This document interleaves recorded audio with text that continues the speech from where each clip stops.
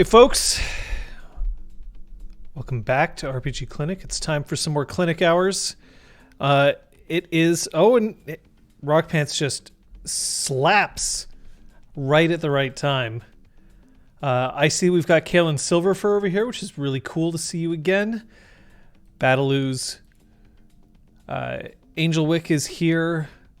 DJ Zesty is practically in bed, which is totally fine. And, of course, we have Aragwin, one of our mods extraordinaire. I'm honestly just super happy to see all of you right now. It's great. It's just what I need. And Rock Pants is going ham. Yikes. Thank you so much, Rock Pants. That's so appreciated. Angel Wick in the bits too, thank you. That was a great pile of people, I'm going to admit.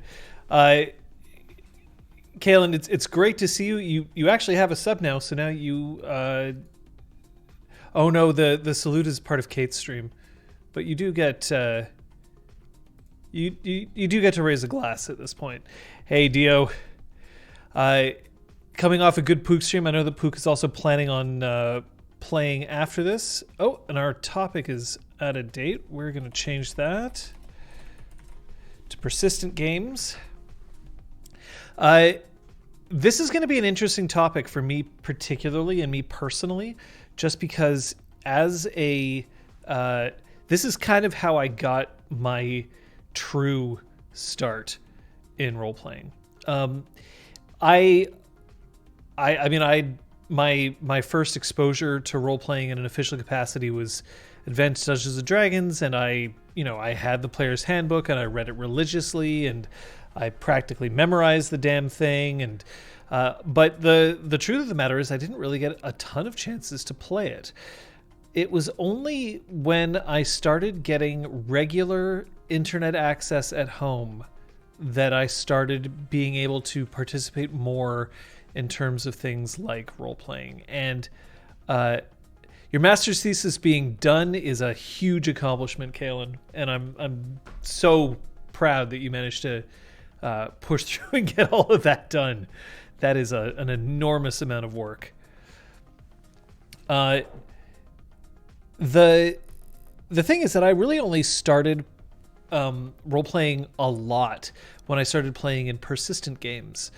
And this was how I sort of got my feet wet as a player, and then later on it was also one of the ways in which I expanded my experience as a game master.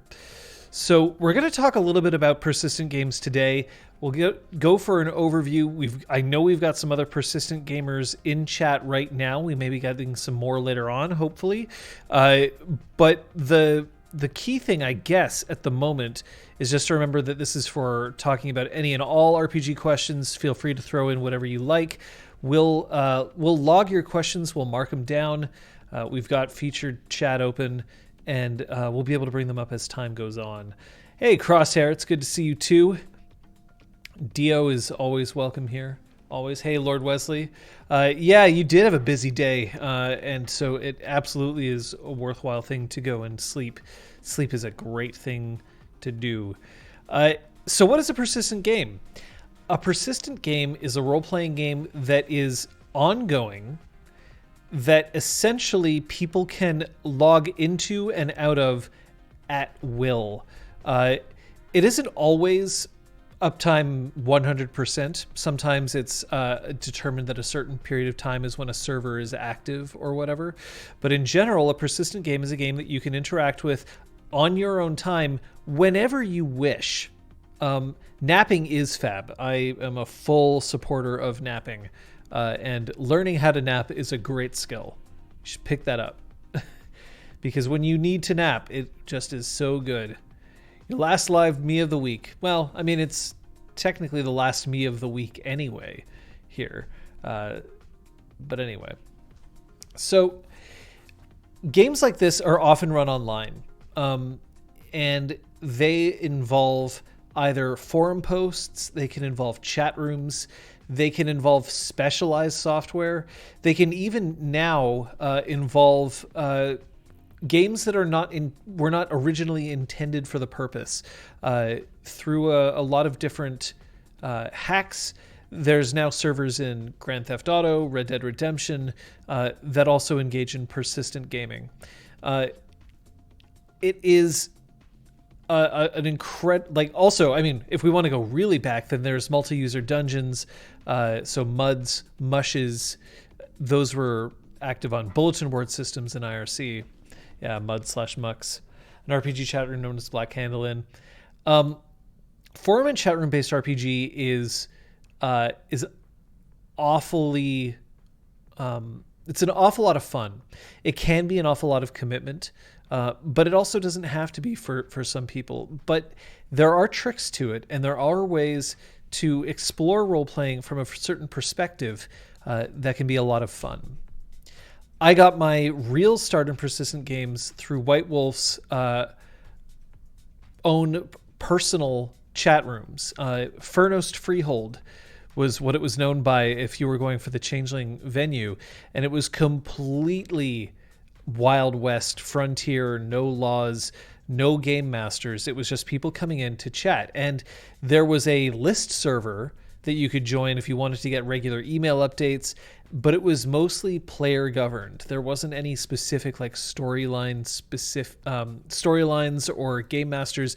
It was people playing, and you went in, and that was what you did. Oh, there was absolutely a certain amount of infamy as well. Absolutely. Because when you have a game where anybody can play anything, and there's no moderation, your character sheet is whatever you choose to make it out to be, and rules are by consensus if they exist at all, it's chaotic. It's legitimately chaotic, and there's a lot that can go wrong.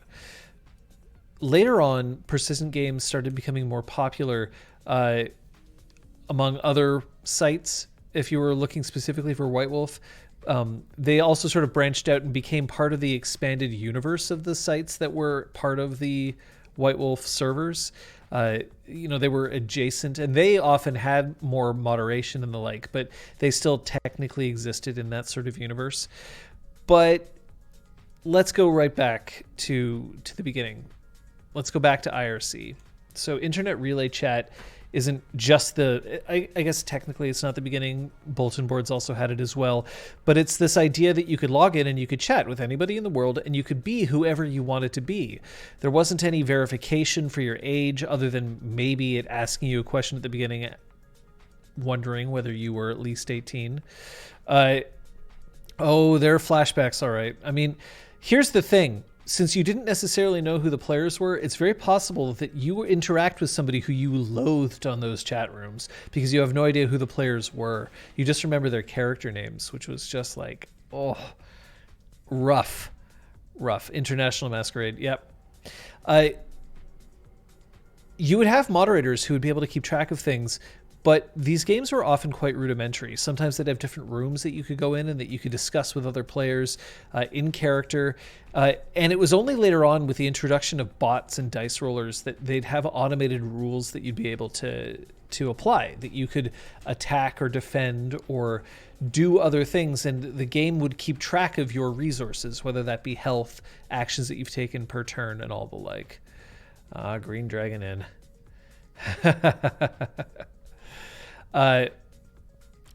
Text going by at 1,000,000 kilometers an hour. Yeah, it was a lot. These are games that are often full of self-expression because they provide for a certain kind of distilled, injectable fantasy that you can't really find elsewhere, because you not only have the benefit of being able to be whoever you want to be, and by sometimes even avoiding any overt game master presence, but there can be dozens, hundreds, or thousands of people who you're interacting with as well. And so it can be very freeing for you to be able to take on this persona that other people will not question. And it isn't just a small circle of friends, but a huge community that will be there for you as well. Oh, edgelords. I mean, look, When I say that it's distilled, I mean like the best and the worst all manage to make it into these sorts of things. Only on heavily moderated servers do you find that some of that is curtailed, but even then, they're often desperate for more player base. So as more players sign up, as more players kind of go in, sometimes rules get a little lax. But if you're thinking of playing in persistent games, or if you're thinking of running them, and we've even had people suggest that these games could exist even as part of RPG there are a few things to keep in mind. Lord Edgley. Lord Edgley is a great name. I'm all here for Lord Edgley. Anyway, I'm a fairy unicorn, dragon, vampire, demon, kitsune. That's right, because abominations can be whatever you want them to be. And I use the word abomination half as the official term for a vampire, werewolf, or vampire skin changer or whatever, and half because they are truly abominable.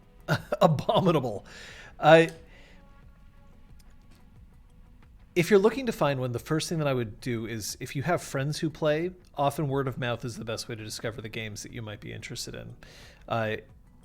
You're looking for games that really follow what you're looking for as a player.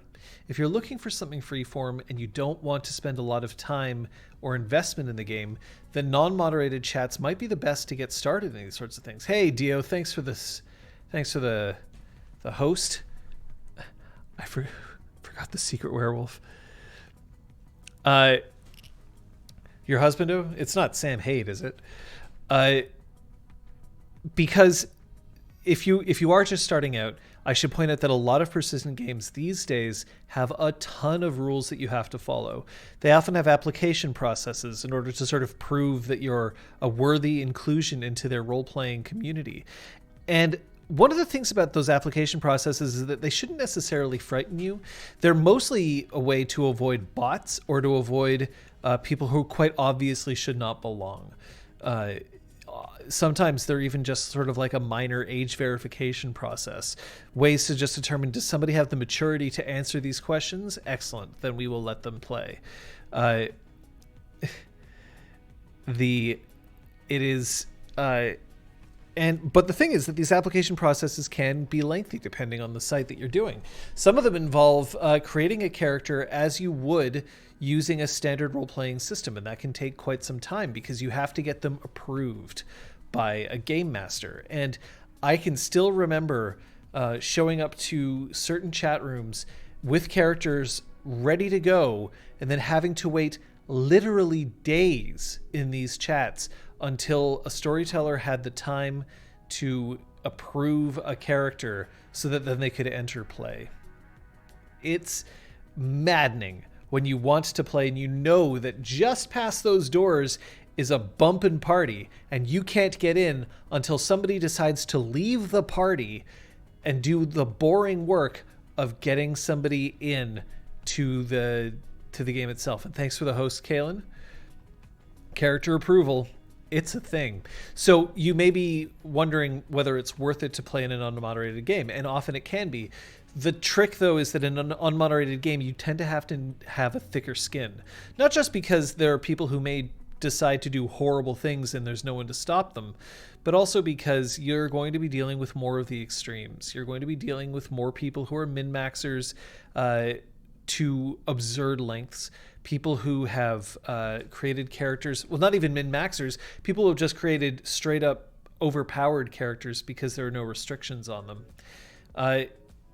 You also have the issue where subject matter may not be regulated at all. So bear that in mind. And in some of these chats, it can get pretty rough. Lately, that's become less and less of a problem because even with unmoderated chats, sites still have a responsibility to provide safe spaces in some ways. So that's become a little less of an issue. Usually there's ways to report or block people who are straight up spamming or who are doing horrible things, but it's tricky.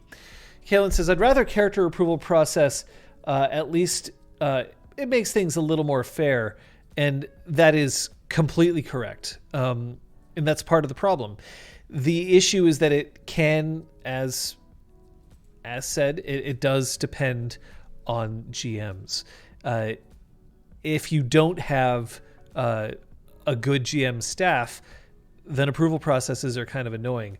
The other problem is that approving characters can be a thankless job, because what you're trying to do is you're trying to make sure that as everybody enters the game, they're entering at the same level with the same kind of understanding. And oftentimes that means that you're trying to curb people's uniqueness.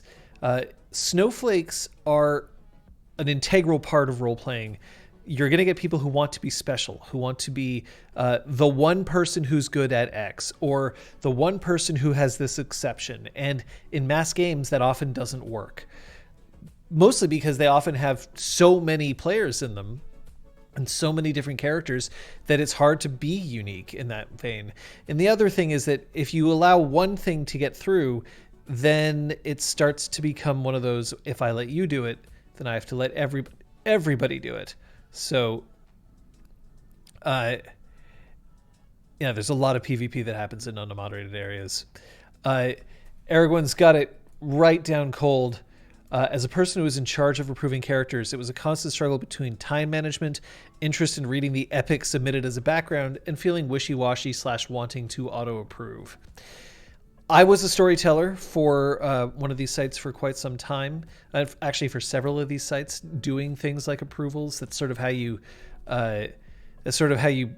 break into the system sometimes. And sometimes it's only the head storyteller is trusted with this thankless task.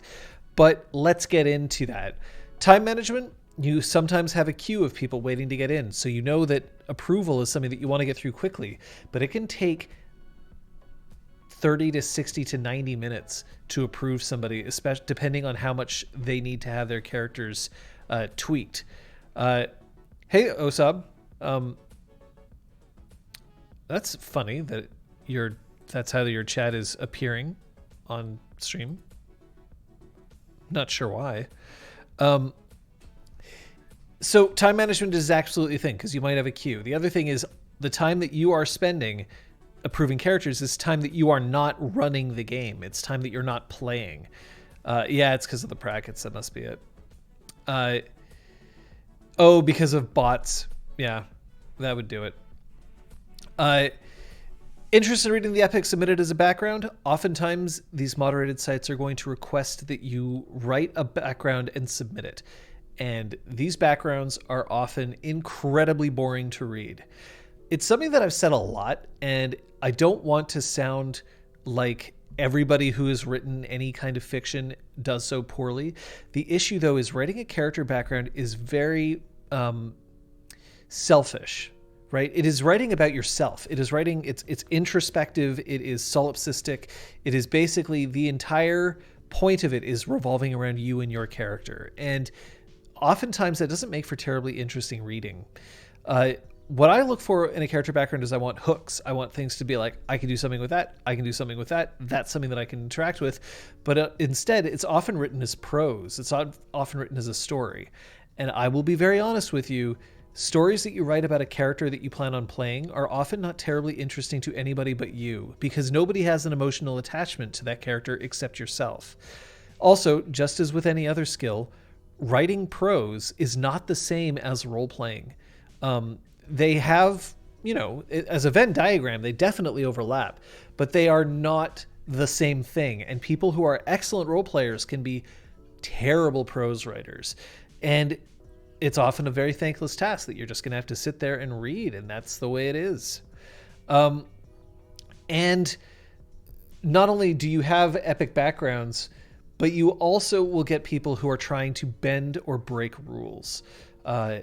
People who say, I really would like to play this kind of character. I know that you've restricted it from play, but I'd really like to do that. Please let me play this character. Or somebody who says, I have a great concept. I know it's just outside the rules, but here is my 5,000 words to justify why I can do it. And I don't want to read 5,000 words so that you can try to justify something. Putting in effort does not mean that you are deserving of what it is necessarily. So,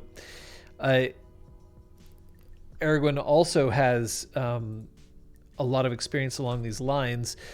We came up with special rules just to expedite character approval. We required people to submit bullet points with one sentence summarizing each of the key points of the background and also reasons for unique merits or stats at 4+. That I assume would be on a 5-point system, with the caveat that anything important that doesn't make it into the bullet points from the epic background just doesn't exist. We had people try to slip in secret powers /items or /connections in the density of their writing. Yeah. Honestly, this is why I prefer point form character backgrounds, because I think it's just easier for me to digest and it's easier for me to reference. But if you're also trying to get your character approved, one of the things that sometimes they put a word count in because they want people to take time and effort. And I just disagree with that.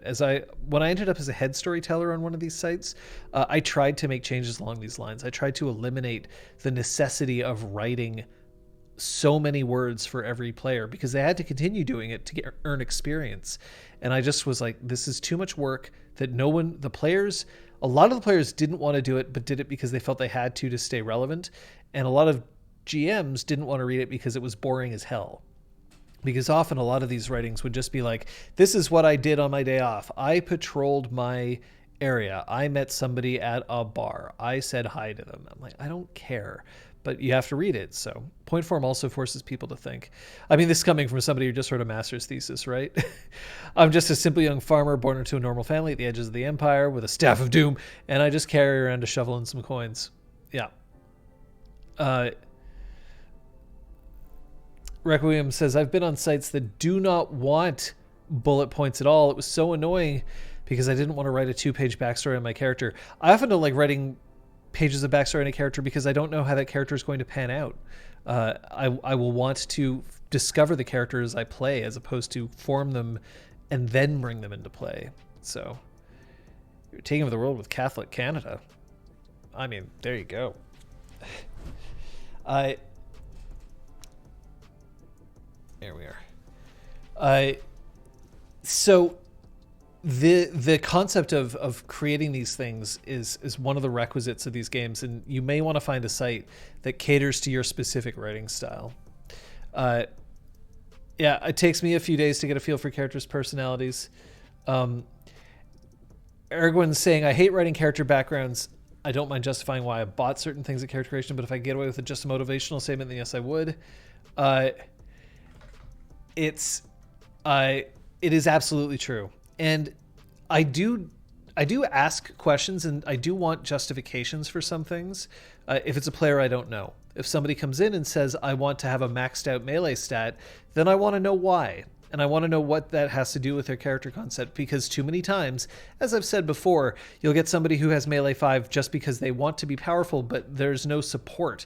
They're like, oh, I'm a pop star. I travel around the world and I sing to everybody I can, but I also happen to be the world's greatest swordsman. But they can't explain why they're the world's greatest swordsman. They can't explain how they got their training. They can't explain how that affects their day-to-day life. They just wanted to be great at handling a sword. Well, unfortunately, that's not enough. So that's why I would ask for justification, but I definitely don't want to read, I don't want to read even 300 words about why you're the greatest at holding a sword. I want to know why you think that will be interesting to play, and I want to know what it has to do with your character, and you can do that in 2 sentences. Yeah, 80-page master's thesis also has absolutely killed my writing desires. For sure. Absolutely, for sure. DJ Zesty says, I think the epic story writers are kind of trying to Trojan horse prestige into a storyline. It's essentially pants stuffing. I think that you're correct in a lot of ways. I think some people write because they definitely enjoy writing, and I think that's okay, and that should be encouraged. But then you really want to start submitting your stuff to a fiction site as opposed to a role-playing site. And you want to make sure that you're submitting your work to people where you can get critiques so that you can improve. Oftentimes, as a storyteller, I don't have time to critique somebody's writing. But there is also a certain masturbatory quality to writing long backstories. It's getting to describe stuff that happens with your character and how cool your character is. It isn't necessarily that interesting to everybody else, but the other thing is, usually no one's going to read your backstory except yourself and the storytellers. So you are often doing it because you are trying to whip yourself into a frenzy as opposed to other things. And we've got Elizabeth in the chat. She points out, coming up with stuff as you go. Hell yeah. Pyres asked Gala for parents that attended Bells. I went, no, wait, yes. And those moments are fun for me because you're figuring out certain PC elements as you go based on how they're involving in play. And yes, absolutely. Because sometimes somebody will make a suggestion and you'll be like, that's an amazing idea. But I didn't put it, I put something else in my backstory so I can't use it. Why limit yourself that way? You know, it's the improv style of yes and. Lurking and making pasta. I mean, hey, both excellent activities.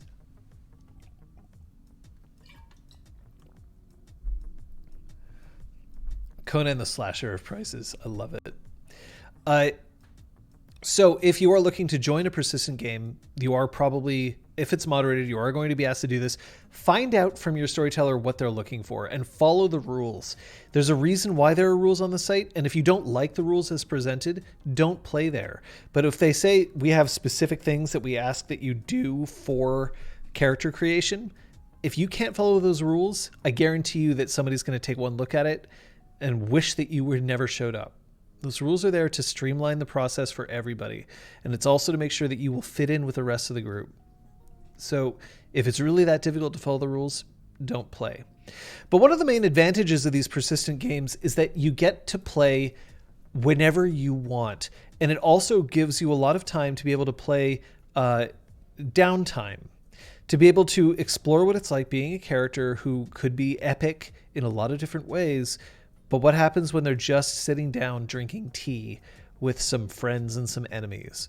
What about all those political maneuverings that you really want to get like really in depth with, but you don't really have time to do it in a tabletop session because half the session's taken up with combat instead? Well, in a persistent game, you often have time to do just that. People filter into a chat room and they play, and you just play alongside them. They're often surrounds like home bases. So things like manses, freeholds, cairns, Elysium.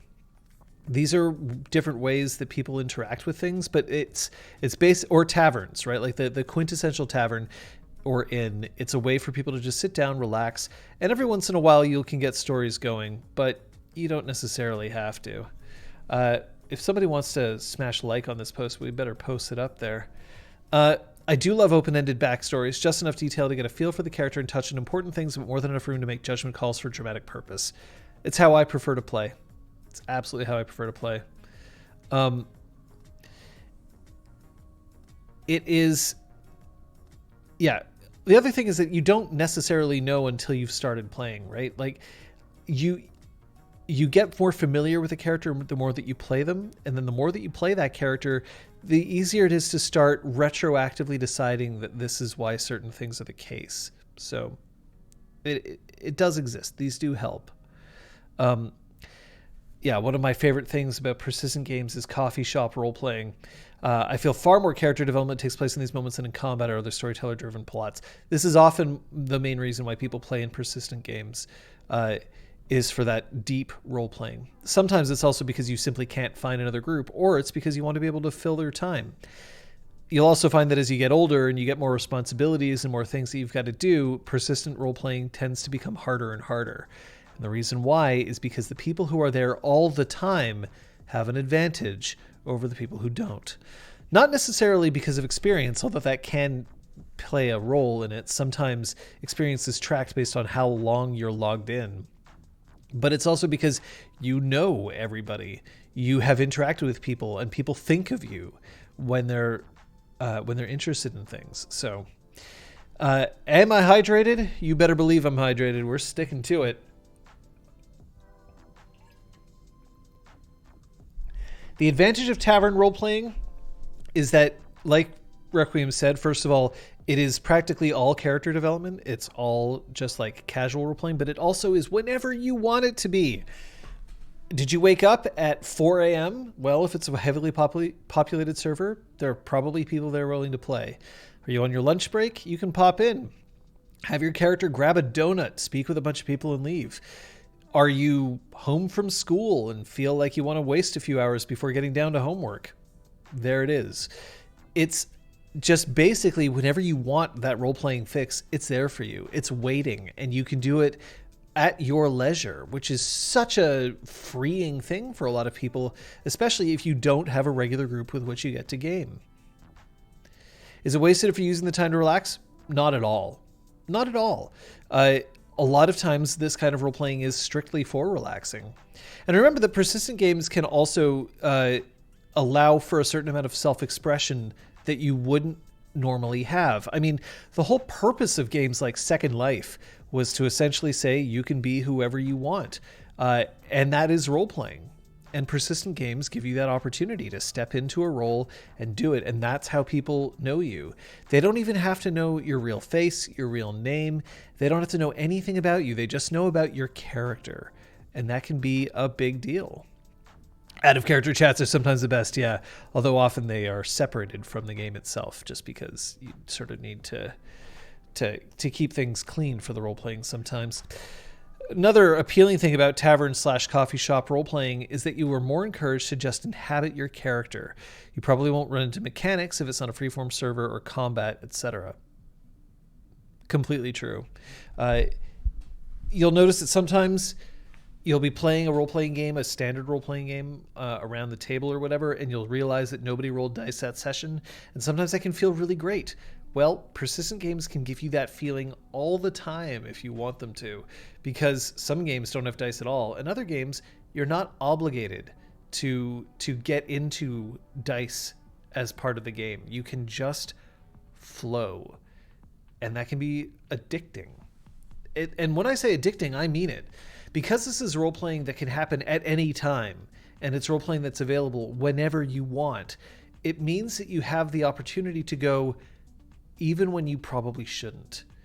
You could be at work and have it logged in on another window so that you are playing while you should be doing other things.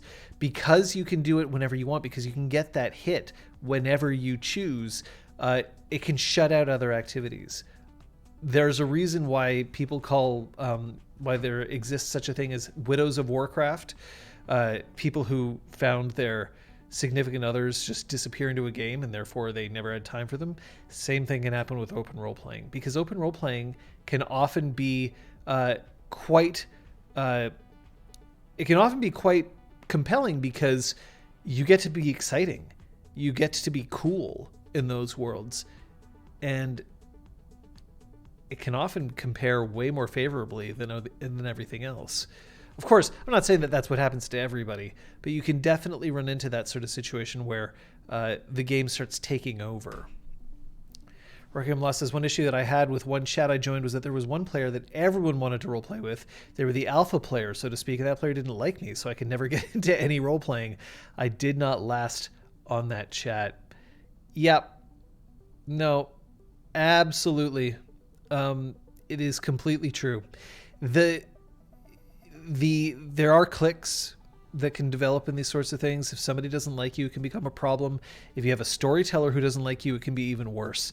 And they, just like any other game, the advantage is that because it's online, if it's not for you, you can pick it up and walk away. Find another game. Remember that quitting isn't always a bad thing. Quitting can very, very often be an excellent thing, because it means that you are leaving something that you'd rather not for something that you would rather. So that helps. But yeah, it is an issue when it's something that you want. Oh boy. Oh, that's a sneeze that's gonna die. You know that? Like, when the sneeze is gonna do.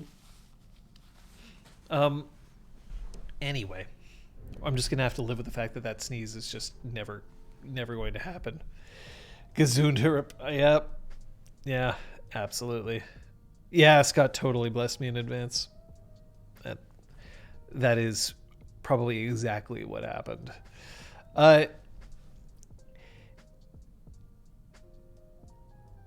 Yeah, get back on meds. Meds are great. I found that playing with certain people can become addictive too. When you found someone that just matches your style, you end up wrapping your play around them, creating multiple characters to explore different types of interactions, or in my case, completely changing a sleep schedule to wake up at a few hours before work to play with a crew who live in the future. Yeah. Yep. 20 fucking brain sauces. Yeah, no, that's excellent. It is true. And You'll also sometimes experience those rushes of things like love or infatuation or lust. Persistent games are a source of lust if you haven't figured it out by now. While a lot of these games prohibit or severely restrict straight up cyber sex, it is definitely a place where you're going to meet people. And because you have that disinhibited nature, anonymity, and the ability to be whoever you wish, it can often be rather intoxicating for people to find ways to get involved in relationships in these sorts of role-playing games. And that can also be a thing. Oh, yeah. Oh, yeah. Yep. It is ERP. ERP indeed. I will straight up admit that there was a time where when I was in high school, that a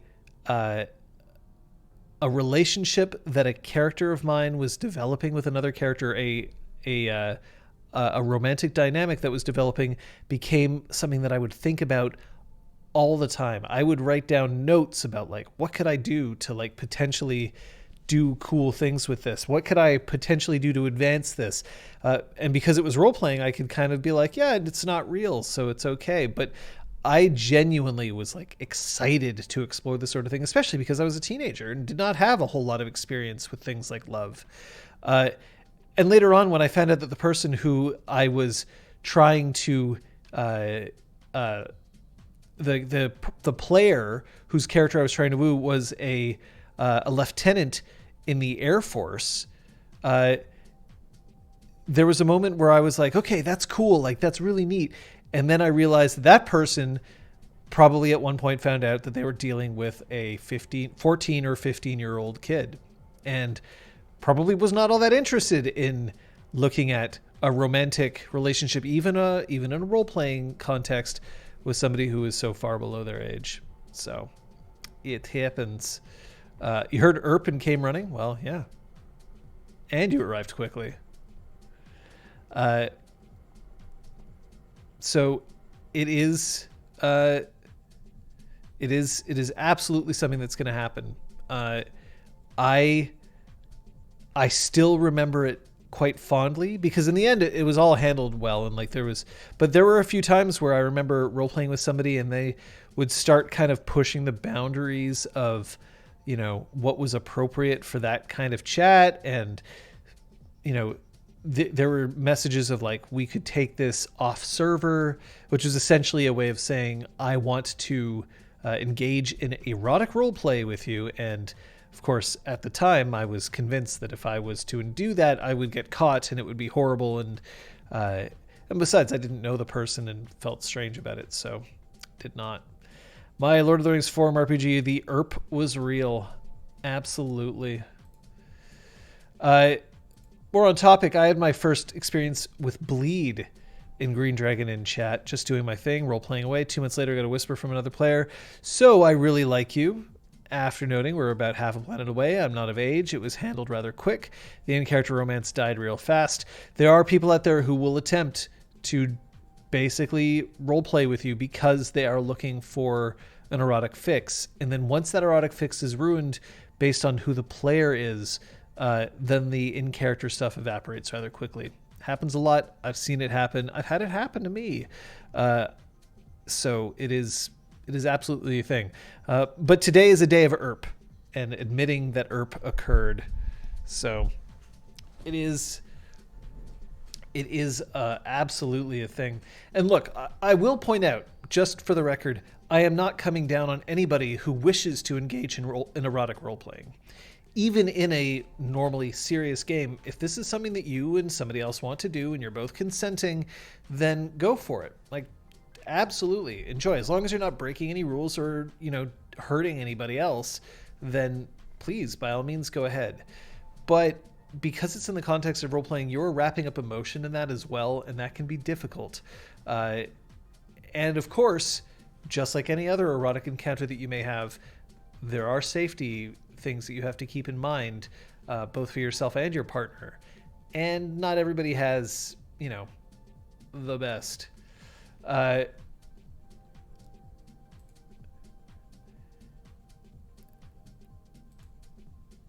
I still occasionally find myself recalling and shuddering this drama I ended up in because of other people's real-life feelings getting mixed up in their character feelings. I unwittingly got my character hooked up with a character someone else wanted. Cut to 6 months of a hate campaign to try and ostracize me. Yikes. Oh, cut to a 6 months of a hate campaign. Okay, that makes sense. Yeah. Yeah. Yeah. It is not easy. It can be super complicated when you catch feelings, is absolutely true. And then you'll get experiences like Kaylin Silverfur had, where I've role-played with someone who really went after my character hardcore. They literally took it as a sign that I wanted to hook up out of character, telling them I am married and not interested in anything beyond that. He genuinely got mad at me because I cut things off. Yeah, for sure. So you're saying Galadriel's fictional granddaughter should not have had sexy times with Haldir? I gotta make some calls. That's amazing. That is absolutely amazing. I mean, I'll also point out that, your level of role play and your level of erotic play might differ depending on your life situation and the situation that you're in with whatever partner or partners you may have. I have known people who were like, I feel intense jealousy if somebody is role-playing, even flirting with somebody else. And I've known people who are like, you can just straight up cyber with people online. I don't care as long as they aren't physically present with me. Or you'll have people who fall somewhere in between or even beyond that. All of this is possible. And you just have to be careful with it. I'll also point out that there are certain legalities that you may have to worry about. You do not want to find out that you have been engaged in erotic roleplay with somebody with whom that is illegal in your place of residence. Plus, don't be gross. Don't be predatory. Just don't do that. Nobody needs that. And because, of course, it's a persistent game, that means that you can basically hook up whenever the two of you are online and you're both into it. So there are reasons I tend to avoid romantic relations in persistent games unless I know the player well enough. I would say that there is a level of trust for in-character romantic relations. So here's the interesting thing. That makes sense, but it also matters on how comfortable you feel around somebody and how safe you do. And sometimes anonymity can make you feel more comfortable or more safe. There are times where you are role-playing because you are trying to explore a part of your identity, whether that's a sexual identity, gender identity, kink identity, or whatever, that you may not want your friends to know about yet. And so therefore finding somebody who is more anonymous and being able to engage in that might be perfect for you. It might be exactly what you're looking for. But you may also run into a situation where you're really interested in engaging in really deep romantic role play, but you might not feel comfortable doing that with somebody who you know very well because you don't have that relationship with them and you don't want to imply that that relationship will become welcome. Remember that in games that I've streamed online here, I have been engaged in relationships with all three of the players. And of those three players, one of them is my romantic partner, and the other two, despite the fact that I've known them for a very long time, are not. And that would be presumptuous of me to say that it would be okay for anybody to engage in this kind of romantic roleplay unless everybody's into it.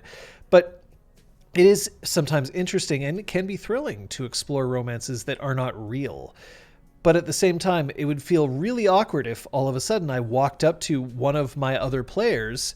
Beware of being mislabeled a groomer. Even without the child aspect, it can ruin life completely. Yeah. But like if I walked up to Scott one day and said like, well, we've role-played characters who have, been lovers. And I was wondering whether you wanted to try that for real. Like this may not be a welcome advance. This may not be a thing that would be appropriate for me to bring up based on Scott's level of monogamy, Scott's level of interest in me, Scott's level of interest in males in general, et cetera, et cetera, et cetera. So there are unrequited jotting. And that's my husband, Scott, and his husband, John. and it is. I mean, I'm using this as examples here, right? And part of the reason why it's easier for me to make the example of it being Scott is, first of all, because people already know about Jot, but because it's also assumed that both of us being presenting as straight males, then there's a level of, oh, but it could never happen, that wouldn't necessarily exist if I was to use Liz as an example or Kate as an example. So there is that as well that we have to be aware of in terms of this. But in a persistent game, you can find somebody out there, and it can be more secretive. And sometimes that kind of secretive nature is something that you want or need. So, and thank you for the sub, Lord Wesley. That's very kind. I actively refuse jizzes, even though the ship name is hilarious. But does that mean that you refuse specifically to ship me and Liz, or is it that you refuse to ship any characters that we play? I just wanted to, clarify on that. But, like, the other thing is, of course, remember, I've known Liz for a very long time. And in role playing with her, first of all, we talk about our role playing, we have our safety cards, but even before the safety cards, we would discuss things. Jot is eternally Jot. I see. And so we're better able to establish those boundaries of what we are comfortable with and what we're interested in looking at, and knowing that we won't have to worry as much about bleed. And if bleed started to occur, then we could discuss it. Right. One of the things, it's an awkward as fuck conversation, but if I started catching serious feelings for somebody because of bleed, then I could either make the choice to unilaterally just disconnect, or I could talk to somebody out of character and be like, look, this is happening, and maybe this is a good thing. Probably not. But I feel like if I needed to discuss with one of my players about bleed that I was experiencing, I could do that because I've known them for so long. I have that kind of relationship with them. At least I hope. And then we duel at dawn. When you and Scoots play around and give winsome looks or hold hands, I giggle and say, oh, those guys. And if you and Liz's did it, I would say, nah, and chuck the monitor.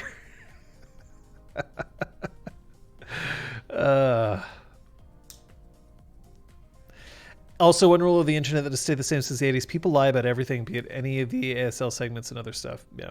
No, totally. Completely, totally, and utterly. But yeah, persistent games are often one of those places where people have their sexual awakening.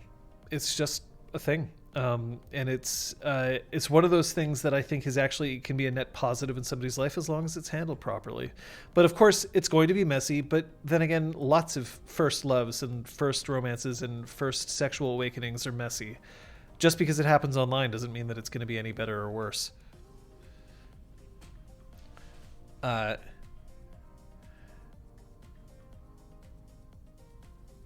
Chuck the Monitor would be an awesome Shadowrun name for fair.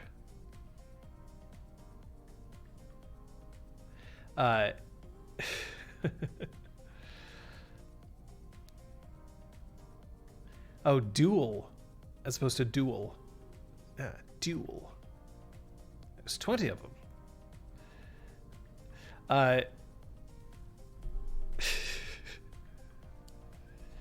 I mean, sure, we can just turn this into a Hamilton stream, right? Nobody's going to care. Number 10, Paces Fire. Yes. I mean, that Hamilton release has just been nominated for a whole bunch of Golden Globes, so enjoy. I have no erotic feelings toward this six-breasted dragon trying to get in my pants in this pit of lava. Paraphrasing me, yeah, learning about self happens. I'll be honest with you, the Crosshair, I also would not necessarily have erotic feelings about a six-breasted dragon trying to get into my pants in a pit of lava. I'd probably be more screaming because I'm in a pit of lava. Just want the loot, give me the gold. Because that's the other thing, right? Some people are always on the lookout for new people, always on the cruise, and other people are not. Some people are like, I might be interested in romantic relationships, but not now. Right now, I'm here to kill things and steal their shit. Have you been reading my special magazines? Hashtag loot. Persistent games. As we kind of try to pull this back to that topic, so just be warned about that. There are other things that you should also be careful of. You know what? Here, we'll go with what Aragon says right now. We'll come back to it. In an RPG Clinic theme, one of the aspects of a persistent game that may not be available and has been touched upon with some of the current discussion are useful safety tools. A lot of sites will discuss consent, but if it's not actively monitored, and the best tool someone may have is logging out completely. I feel like a lot of games are starting to learn about things like safety tools and consent and stuff like that, but I mean, this was just not a thing before.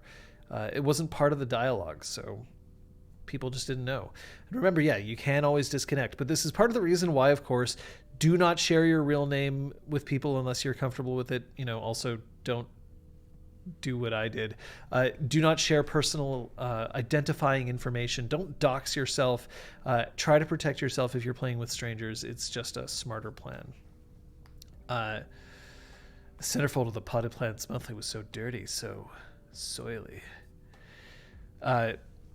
We're trying to develop safety tools for the PRC Red Dead Redemption server I support, and I found it was really hard to fight against our culture of real life first but role playing second, which strangely didn't have a lot of room for safety. It's working, but it's hard. I mean, because it is neat. So it is a thing. When LARPing or playing tabletop gaming, my characters are aromantic and asexual.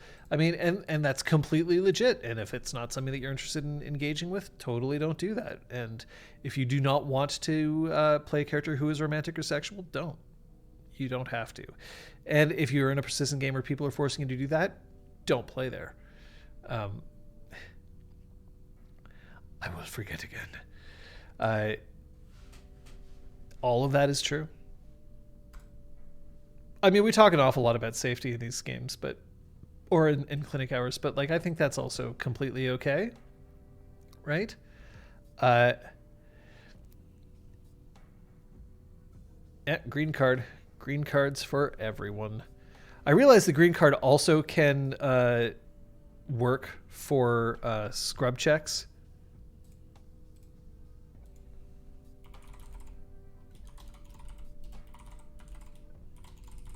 Right? Scrub check. But not entirely sure what persistent games mean when it comes to tabletop. So persistent games tend to not be tabletop games. They tend to be games that have a large player base that are played constantly, sometimes even 24/7 online, in chat rooms, forums, sometimes in 3D worlds like Second Life or modified games, or even some games that are expressly built for the purpose. There are games like Furcadia, which some people may remember, which are also, you know, online persistent worlds where you can play those kinds of things. So, OMG Furk. Oh yeah. Oh yeah. I had a friend who was very heavily into Furcadia and kind of dragged a bunch of us into it. And I played for a little while, but its culture didn't really vibe with me in the end, and I sort of fell out of it. And most of those that were way more hit and miss. Absolutely true. Thank you, Lord Wesley. I did one of those that lasted like 5 weeks in a D&D like Sismo. It lasted 3.5 weeks before I burnt out. The game moved. Yeah, they can often be very intense. Sometimes they're very laid back because it's just people discussing around a fireplace, and sometimes they can really go. I remember when I was a storyteller for the werewolf game over on a site called Immortal Vigilance, we had some pretty intense storylines that were happening, and you had to kind of like schedule your work and your life around when critical moments in the game were going to occur. Right, when you'd like schedule scenes with a storyteller, because that's the thing that you had to do. The hours I spent creating customized props for my character's dream in Furcadia, for sure, Aragorn. I mean, like when I say that I fell out of it, I mean I played a whole bunch of Furcadia. I never created my own dream. I only played in other people's. but I also, you know, like the there's a lot that can happen when you get into a subculture like the furry subculture. Because for Cadia, remember, it can appeal to people who are part of the furry subculture, or it can appeal to people who just want to role play. So, I think for Cadia also at one point tried to get like a new version out, and then it reverted to an old version. I'm not even sure if it still exists. Let's find out. Let's see. For Cadia, it still exists. It's now called The Second Dreaming.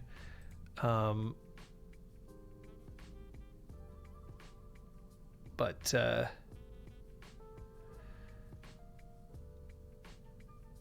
at any rate, doot. But yeah, Furcadia is still absolutely a thing, and I guess it exists on people purchasing things like character slots or customizations and all that. Yep. Wow. So yeah, that's a thing. There's the site if you wanted to check it out. That's up to you, but Furcadia it's basically an isometric gathering place where you can roleplay text-based, and it's often unmoderated. You join other people's worlds, which they call dreams, and they have certain moderation abilities, like they can kick you and whatever. So Lord Wesley asks a question. This is more of a personal question, but it's still interesting nonetheless. Post-lockdown, what's the first LARP I want to go to? I was trying to arrange for starting a new LARP. I haven't actually run a LARP in a long time, and I was looking to start one with the help of some other people. But that LARP will probably never see the light of day because we were trying to get it underway, and then the pandemic hit, and it's just been too long now. The other thing is that it was a lost LARP, and right now I don't know if I would have the stomach to play a lost LARP after, like, when I'm finally able to interact with people in real space again. I don't know if I really want to play a game that revolves so heavily around themes that Changeling the Lost has. Yeah, there is a new Mind's Eye Theater Changeling the Dreaming book out, so it might be something that I would look into at that point. Hashtag host. Yeah, Creaty, it's good to see you though. Thanks for tuning in. So I would probably want to see if I could get a LARP together, but it would be a social LARP.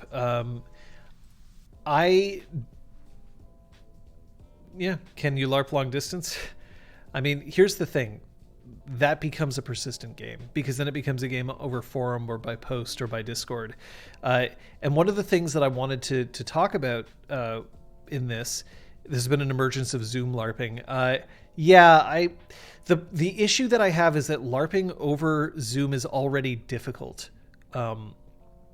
Doing so with strangers in an environment where I didn't have control, having to deal with like the lag and the difficulties that are inherent with Zoom, I'm not sure that that's something that would interest me. But kind of close to home. Yeah, absolutely.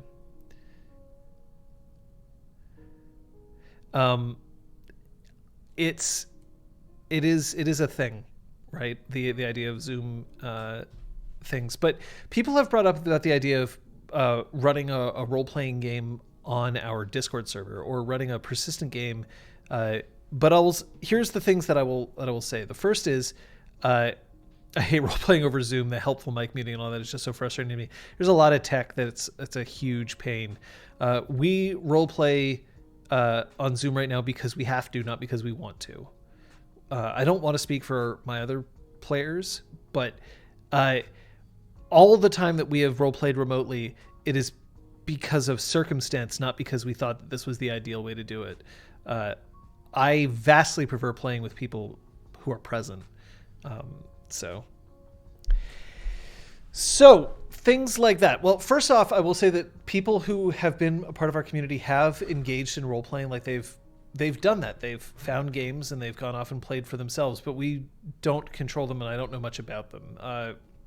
They also involved people who I'm not going to say are on the fringe of our group, but people who were not as kind of like came in and came out as they wished. So. I don't have a lot of exposure to what happened in those games. But the thing about a persistent game is that it takes a lot of time and energy because they also have a way of potentially expanding. And then you have to start getting into moderation. And then you have to start getting into managing that group. And managing a group can be a lot of time wasted because if you are role-playing, inevitably there are questions that come up out of character. Even having a Discord server with no role playing is still a chunk of time that we have to devote. I read everything that gets posted in every channel except one. I don't read the bingo channel because I'm not supposed to. But I read everything partially because I am curious about what's happening in the community, but also because I have to make sure that things aren't getting out of hand, that people aren't breaking rules, that people aren't being mean to each other or whatever, because I feel a certain amount of responsibility to the server. The only thing that's nice is the ability to have 20 pertinent tabs open. In person, it's all different pieces of paper. My brain is a mess. Yeah, I hear you. I hear you, Elizabeth. I totally hear you on that one.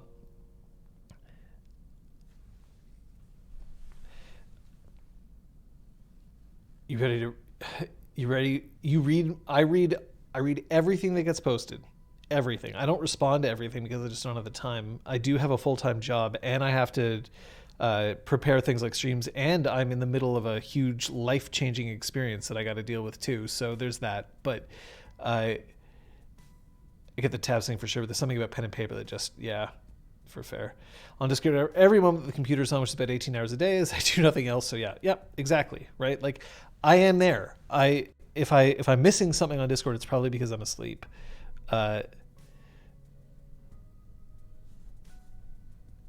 Liz, one of the things that I would say is that I do think that we may have to work towards a system whereby when we are playing in the same room together, that people have access to their own laptops, so that they can consult things and check things. And as long as they're focused on the game and not focused on their laptop, 90% of the time, and then looking up when it's time for their game and then looking back down again and focusing on their laptop, which I don't anticipate any of you doing, then that might be a thing that would be handy.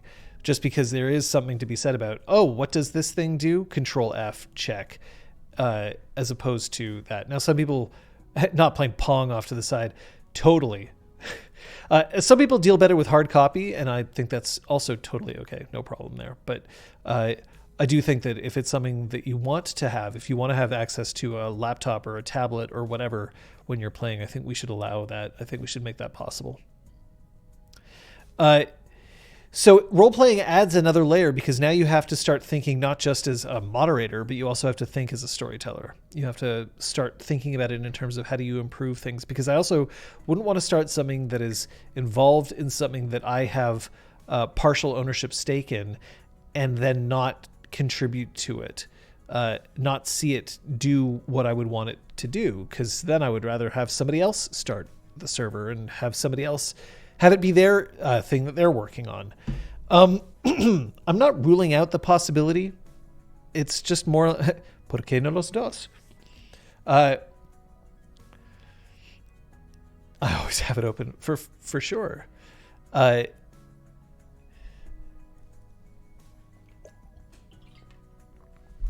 Liz is a Malkavian conspiracy theorist. We already know this in real life. Because I actually, if it's got my name attached to it, and I should point out that RPGClinic, the reason we moved to RPGClinic is so that it didn't just have my name attached to it. It would have a brand name so that we would all be attached to it. I would want it to be something that I'd be proud of. And I know how much work goes into it. So it's the sort of thing that I think is going to have to wait until I'm ready to sort of dip my toes into it and actually find a way that I would be able to participate in a way that I would be happy with it, and that other people would enjoy doing it. So there is that. And the crosshair highlights a very good point.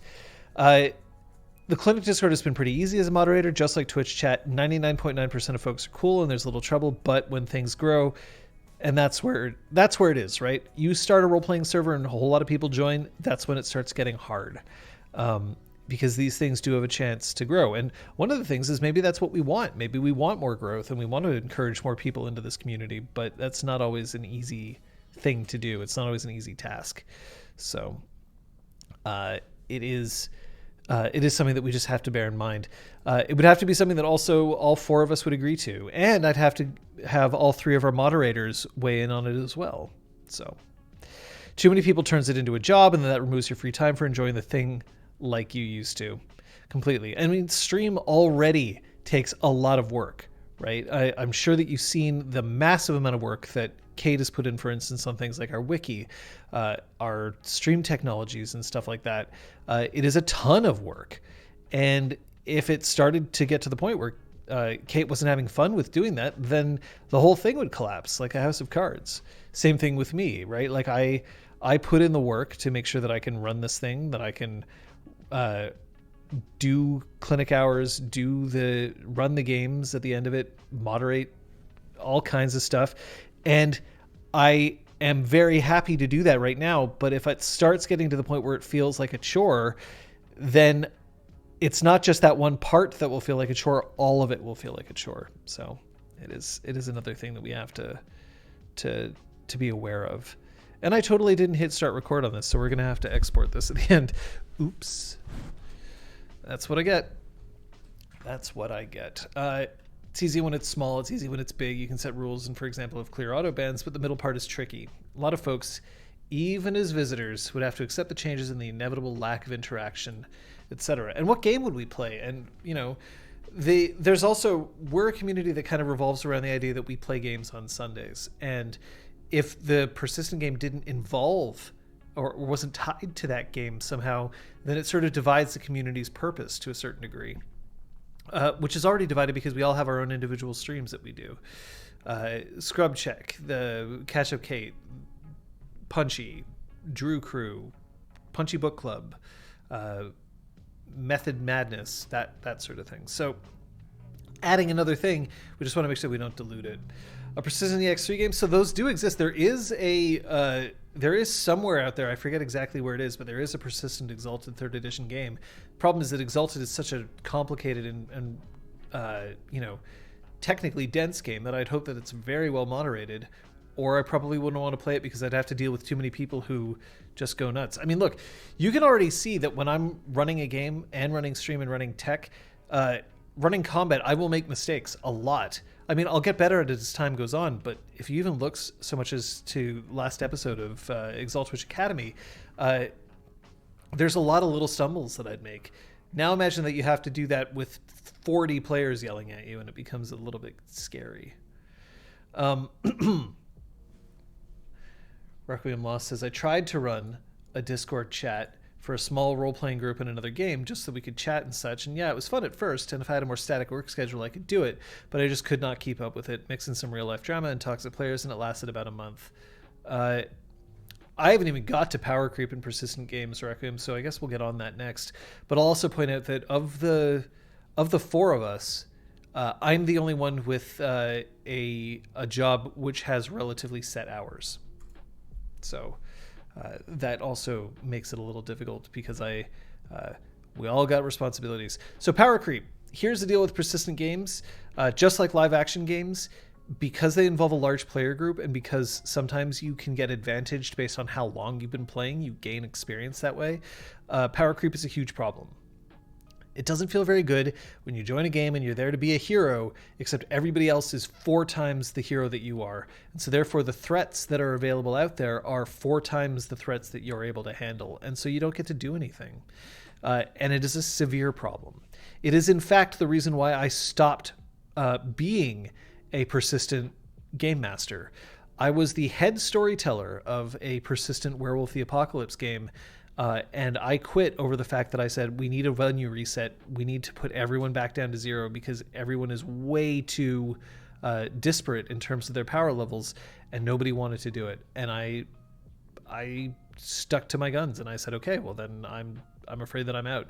And the venue collapsed shortly thereafter anyway, because that's what needed to happen.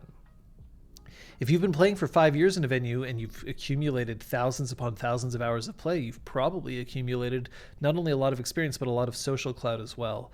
And it can make it very difficult to have other people oppose you or interact with you in a meaningful fashion because they simply don't have the character that you have. So persistent games need to have ways, if there are things like experience, to reset progress, to encourage players to prestige, as it were. Prestiging would be the equivalent of having a character retire and that you get to start over again from zero, sometimes with some extra boosts. The way that I would prefer to do it is if you retire a character that's been played for a long period of time, or if your character dies in such a way that they further the story, then you get extra considerations at character creation. Not necessarily extra experience, although sometimes a little bit might help.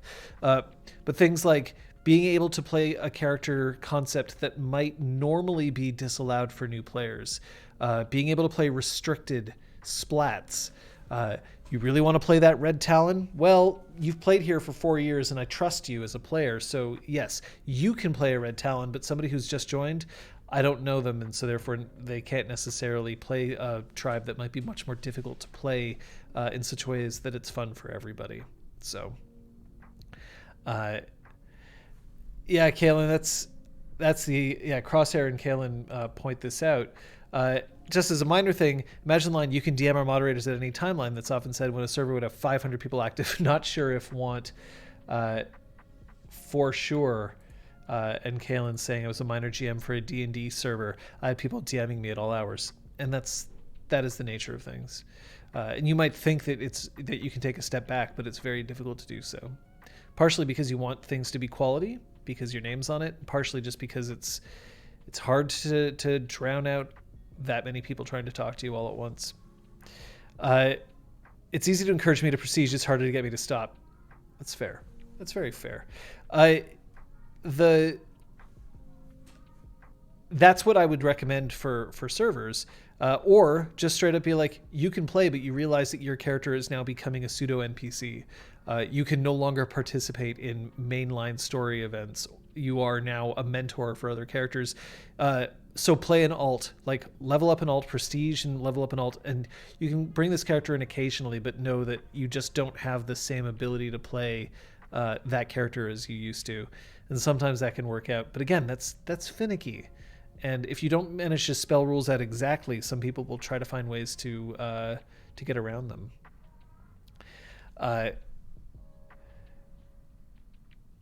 Bobicus says, I had a time where I was complaining about a result I had in a persistent game on the server, and the moderator who had adjudicated the whole thing was like, sup? And I had to explain that while I was unhappy with the result of the adjudication, because bad things happened to my character, I was not unhappy with how the adjudication itself.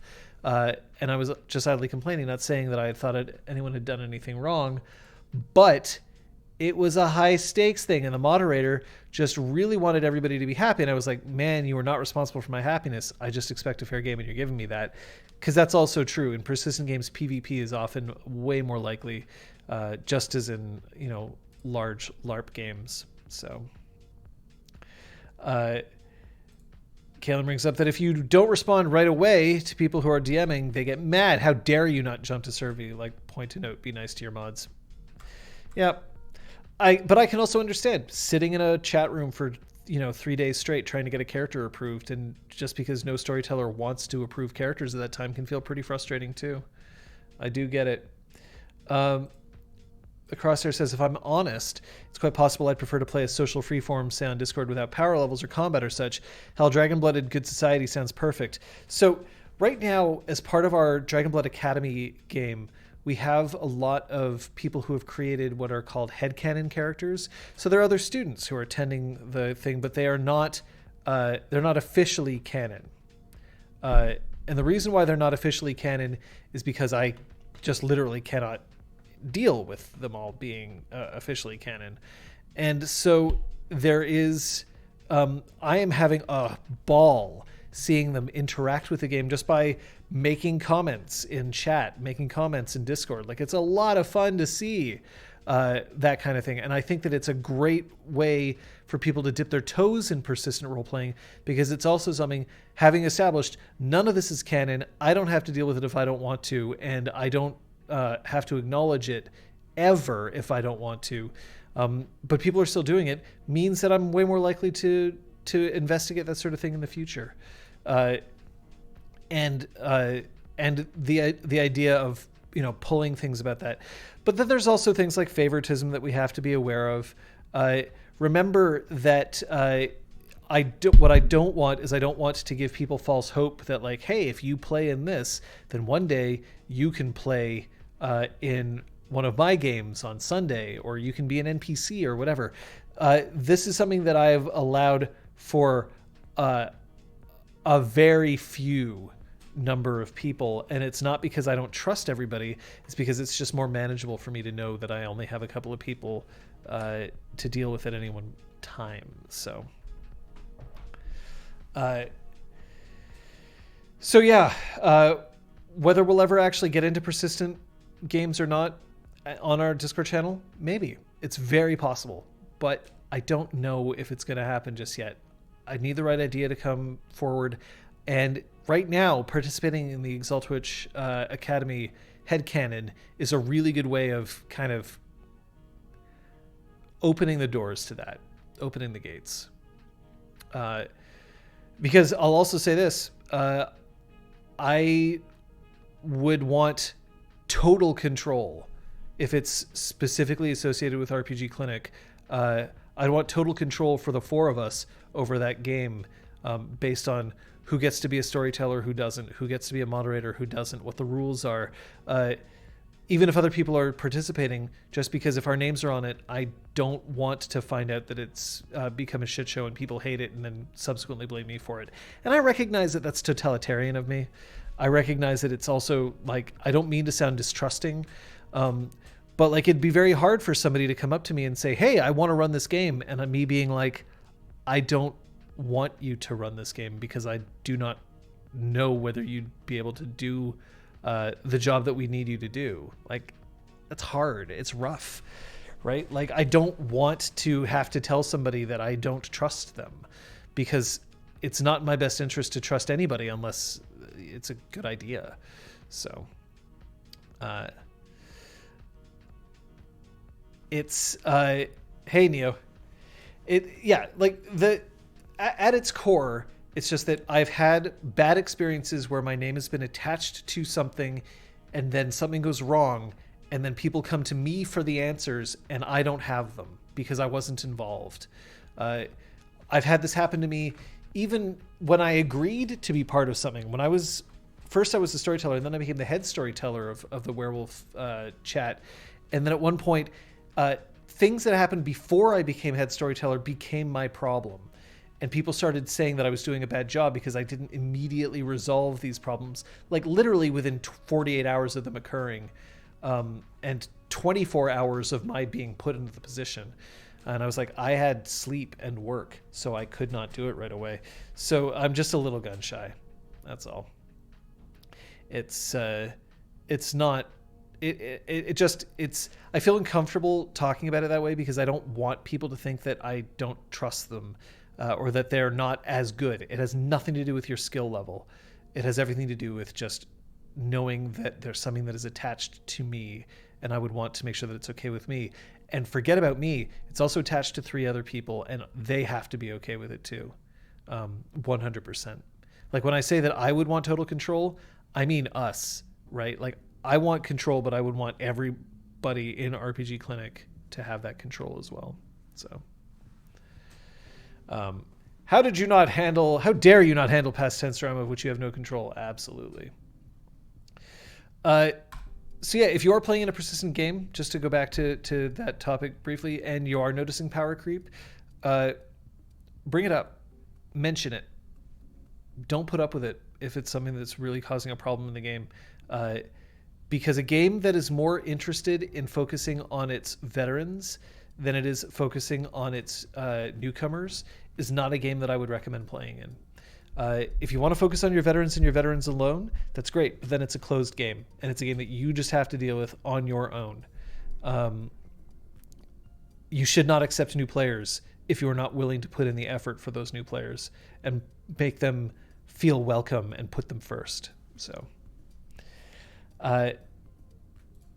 Aragorn says, another factor that would potentially impact an RPG Clinic at Persistent Game is divergence from the campaign. For instance, right now, there are headcanon students for Exalted Academy, but what happens when an RPG Clinic starts a new game or system and headcanon players are attached to their side game? This is a factor I have in my head and why my encouragement/invention of this was intended to be in-character reactions to the campaign versus its own thing for now. See, like, that's absolutely true, because then what happens if one day we turn around and say, nope, today we're all playing Pathfinder instead? And then I won't necessarily have the capacity to wrangle Pathfinder and also a headcanon Exaltwitch game. So, it's cover your ass factor. I get it and feel the same way. Your name and rep are important. Sadly. I would have a heart attack with Pathfinder. I wouldn't have a heart attack, but I definitely wouldn't have as much fun as I'm having now, I don't think. Me and Pathfinder are not great friends.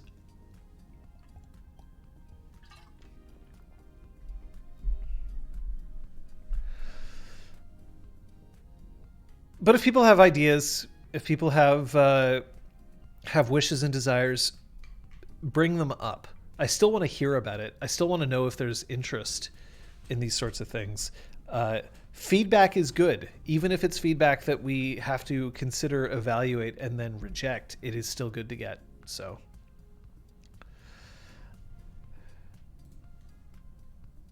Crosshair says, for now, I think it's great what happens with the headcanon original characters. It's a bit fun, and you do get to keep your headcanon characters and play them fresh in another game. But yeah, if we played for a year, experience growth, what have you, then it would just ended. Ugh. Yep. I mean, hell, I have that problem dealing with my own campaigns right now. Yeah, we invested a whole lot of time into this game, but now it's over. And, like, that's hard enough. Did power creep get discussed? Did I hear the tail end of that? Yeah, we did discuss power creep and how it can be a huge issue. It's an issue on all sides. Because remember that also, if it's a large persistent game, imagine this scenario. Imagine this. Well, the other thing about good society as a thing is that's interesting, but then I would just want to make sure that everybody felt super safe and comfortable with dealing with things like romantic entanglements. You're playing in a game where there is a threat that's amassing on the outside of the borders of where the tavern is, and someone says, okay, well, we're all going to head out and deal with this threat. Well, here's a problem. First off, if all 50 of the players who are currently active decide to run out and deal with the threat, that's 50 players you have to deal with, which is a lot, and it can be way too overwhelming to deal with that in terms of combat for any kind of reasonable in any kind of reasonable way if there's a game system involved. Second thing is if you have a threat and you have a whole lot of people who are the equivalent of like first level in D&D and a whole lot of people who are the equivalent of 10th level in D&D, they cannot be placed in the same combat completely. The math doesn't work out. You one-shot a first level character with a threat that a 10th level character could one-shot. So how do you put them on the battlefield at the same time? The game's not supported that way. And even if it's a game where you have more control over that sort of thing, it is still something that can be very difficult to balance. So if you let somebody get too powerful, then the issue is that player could potentially start shutting other people out of fun, because there's only so many times that a storyteller can show up and run events. But if it's an event that's meant for low-level characters and that character and the power creep character is available and decides to participate, well, then it's a cakewalk for them. They run through it, they blitz through it, it's over, it's done. Not very fun to deal with. But everyone does have a solution. The persistent game I admin for, we battled power creep by using seasons. We literally played for a year or two and then wiped everything and started out in a new city with new characters. This was a huge amount of work for the admins and storytellers, though. I agree that that would be a ton of work, and it can also kind of be sad for somebody who's like just getting to know their character and then have that character taken away from them. Knowing that it's a season can make that loss a little easier to take. But the other thing is then you start running into a situation where if you're like, hey, there's a server reset in 2 months, nobody wants to join or create a new character because they're just going to lose it in 2 months. For some people, that kind of that sort of temporality can be very compelling. But for a lot of people who really want to get into deep role playing, it's just not enough.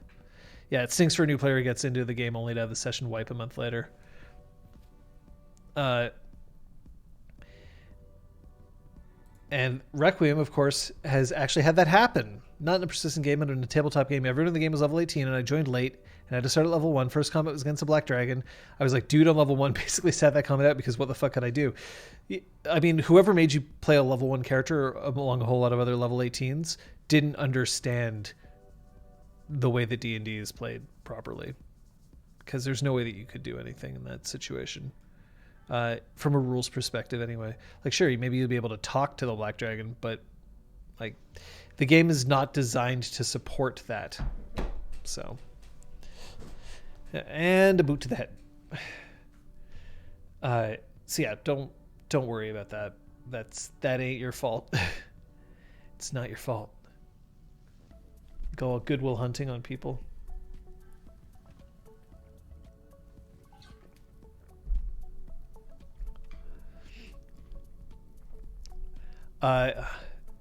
Yeah.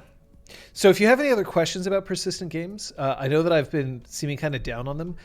Remember that they are a ton of fun and they're there right when you want them to be. And that is incredibly compelling, being able to roleplay when you like. Of course, it also can get difficult if the people who you want to play with are not, do not have compatible schedules with you, as we mentioned earlier. I would love, for instance, to be able to play in games with some people who I know who live on the West Coast.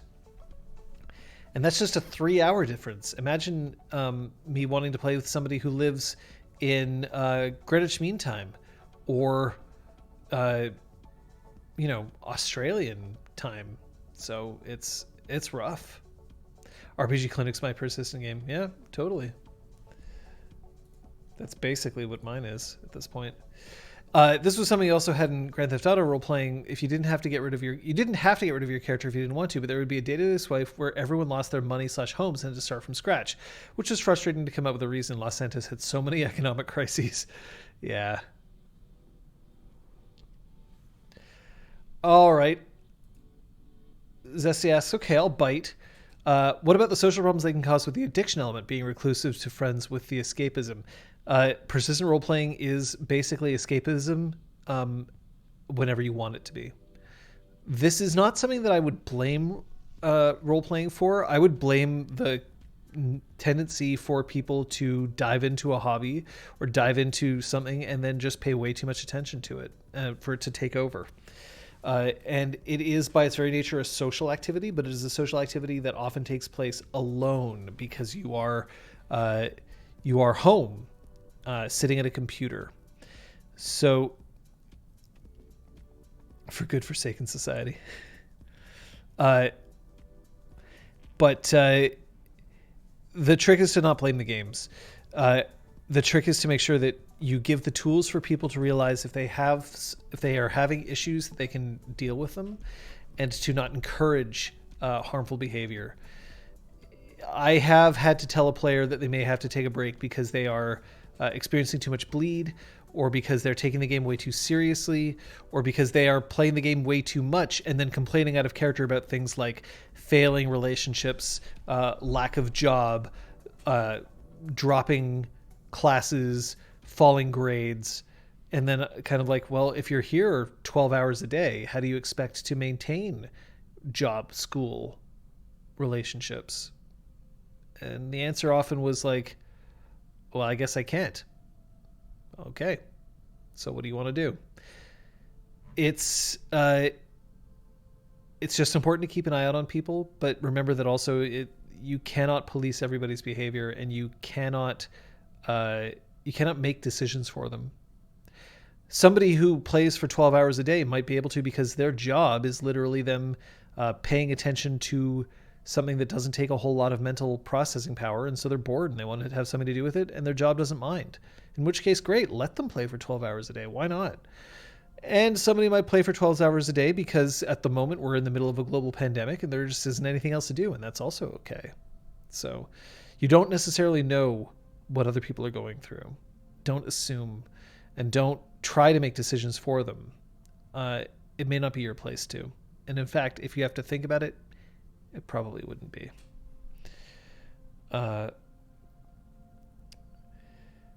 So Kaylin mentioned something that a Witcher game would be fantastic. The only issue is that in canon, Witchers can only be men. I would love to play a female Witcher. So I'm not that familiar with The Witcher as a series, but I will say this.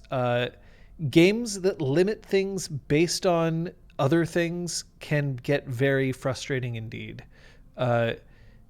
Even video games do it. In Final Fantasy XIV, things like, I want to play a male Viera. Well, I don't know if you're allowed, or if you are, maybe you don't have access to certain classes or whatever, right? Like that sort of thing can be really tough. So, I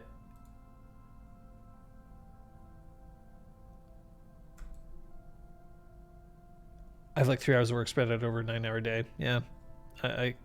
I don't, but I hear that, and it can be really great. Can we talk about persistent games like GTA RP or Red Dead Redemption 2 RP that is also being streamed for an audience? And it's a whole other level because you have your role play on stage, good, bad, ugly, and the streamer's audience also gets invested. It's like watching a soap opera, and highly addictive as an audience member. Completely. We can talk about that, but what do you have to say about that? I will say that streaming this sort of experience means that people have the chance to get emotionally invested because they're there live. And being there live can be awfully compelling. So it helps. Good night, Zesty. No male bunnies in Eorzea, yeah. See, like, I think that that's a real shame because I think that some people role play for self-expression and they want to be able to express things like gender. And when you take that ability away from somebody, it's really rough. It's really rough. And while you can justify it with lore, sometimes that just isn't enough of an excuse for me. All races, all classes in Final Fantasy XIV, but there are no male Viera. Yeah, see, like, that frustrates me because if you wanted to play a Viera and you wanted to play a male Viera and you can't because they do exist, it sucks, right? You can also get the sort of same thing where you can have a race or a species that has only one gender, but even then, the problem with role playing at that point is that doesn't take into account your desire to play the character that you want. So you kind of have to negotiate that. It's mostly for game dev reason. I had bunnies already, so easy race to make with limitations. I mean, true. Like, I get it. Yeah, Asari. That was the example that I was going to come up with, right? Like, the idea that Asari are, like, there is only ostensibly female Asari. And, of course, like, I don't know whether they'd make that decision now or not. It's all good. But, or rather, I don't even remember if they even refer to them as female, but they basically only have one gender and they mate with other races. Thanks, Neophet.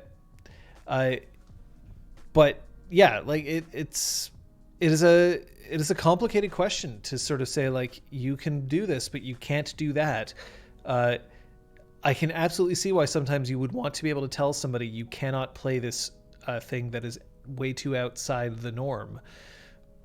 But one of the main reasons why people roleplay is to explore themselves.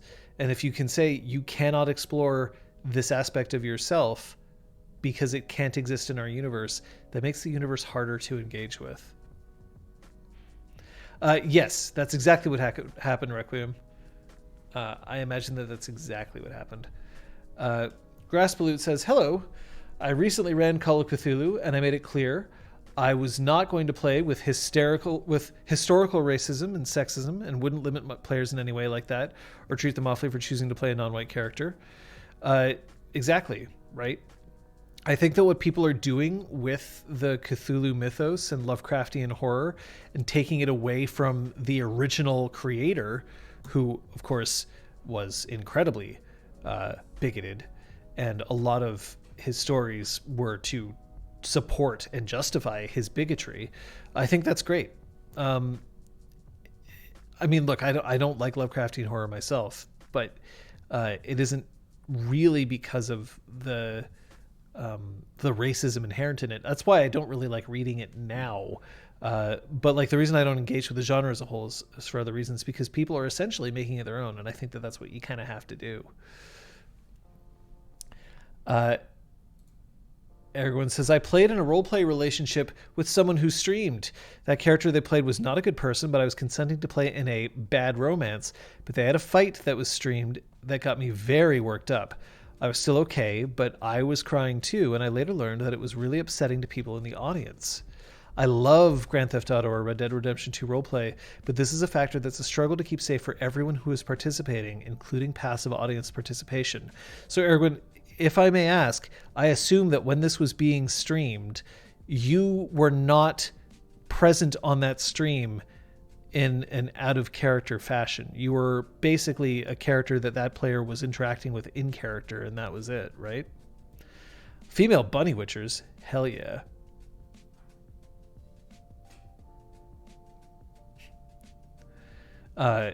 Is a kind of a low art for that? Probably. There's a low art for a lot. Low has great range. Sorghum was fully in character. Yeah, I can see how that would absolutely be really rough. I know that when emotions flare in our games, some of it is also, I will point out, that we do have, because we have theater training, there is some protection from bleed because we're used to being able to adopt a character and then needing to not go fully into it. I will maintain forever that an actor who gives into their character and lets it bleed into their real life is not acting, and is, in fact, while they might get a great performance out of it, they're being an asshole to everyone else. But if somebody could only see you as an in-character person and then realizing that there was like genuine pain and upset, or like, because remember that it can be genuine even if it's not felt with the full force of the character, right? Like if your character is upset and you're getting upset because your character is upset, that upset is genuine. That is bleed, and bleed happens, and bleed is something that occurs, and it is not a problem. It isn't an issue, but we can get uncomfortable when exposed to that kind of emotion. And if you are not exposed to that person out of character as well as in character, it can be really tough to dissociate the two. One of the things that I've said often about RPG Clinic is that I believe that the stars of RPG Clinic are the players, not their characters. I want people to tune in to see, I want them to enjoy the story. Absolutely. But I want people to see Kate and Liz and Scott, not Aresta and Gale Whispered and Pyres, or Patches and Sophia and Brahm, or Val and Ray and Jorik. I don't want them to see that, right? I want them to see them as players first. And when you're streaming role-playing with somebody who is not even present, they don't get to see them as anything but that character. And then when that real emotion comes out, it can be really rough. Across here, one of the things is that it says, I can admit, before the green cards and such, I did worry for some of the folks at the table. For example, Zenrobo was excellent in throwing emotion out there fully. That is absolutely correct. And I will also point out that some of that is that of the four of us, Kate has the least amount of acting training. So first of all, when she brings it, and she brings it well, it can be surprising. But also maybe she has less of that kind of like ingrained filter that the rest of us do of like, keep it back, don't go full force, don't go all the way, don't extend all the way past that point. And that doesn't mean that Kate is doing anything wrong or right compared to the rest of us. It's a difference in play style. But that's part of the reason why the green card is so useful. Kate's play style is much more raw with emotion than the other two players. This is a great thing. but it means that we need to have those green cards because I do not want to worry that that there's something that's there. But Kate is right. I mean, Kate's always right. But yeah, it's but in a persistent game, because it can happen whenever you want it to, it's easy to become much more invested in it because you can devote a lot of your time to it. There's a difference between devoting 3 hours a week to a game, although we devote more to that because of the extra tech and stuff that we do. But devoting 3 hours a week to a game is one level of commitment. But then if you're devoting 3 hours a day to that character, well, when bad things happen to that character, it hurts a fucking ton more because you've just done so much more. You've poured so much into that character, and you can develop the same kind of, attachment that you would otherwise. Let's put it in perspective.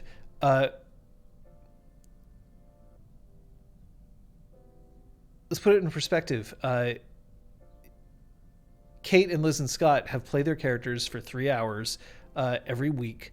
And for Changeling, that was for a good number of sessions, right? It ended up being well over 400 hours of play.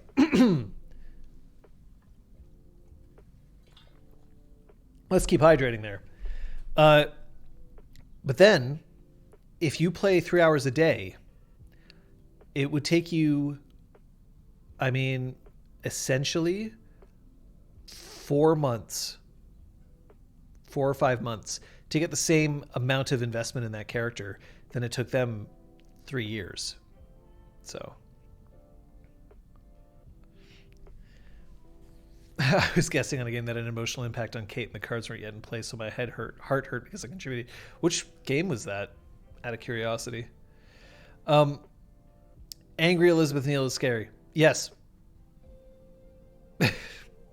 Can't say anything other than that. Yeah, it is. But that's part of the reason why I'm glad that people know them out of character as well, because I want them to realize that when somebody is shouting and yelling, that's a character choice, and it's not that they themselves just get really angry and let it bleed into their character.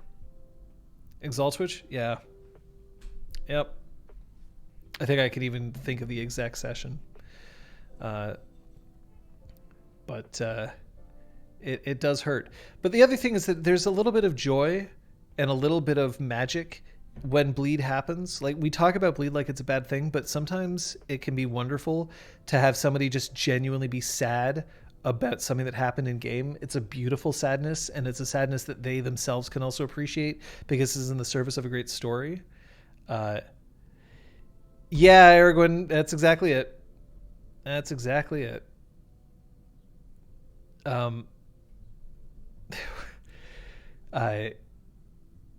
It's later on in Exaltwitch, Lord Wesley. Exaltwitch Nexus, I should say now, right? Now that we've renamed that game. But yeah, in persistent games, because you don't have necessarily as much out of character interaction with them, getting somebody upset, it can be easy for you to assume that if a character is shouting and screaming, and then they just log off, that the player is shouting and screaming at the same time, and that can feel awfully threatening at times. So if you're playing in a persistent game, try to engage out of character with people when you can, not in the rooms where you're not supposed to, but like hang out in the out of character rooms every once in a while. Like experience that. Be okay.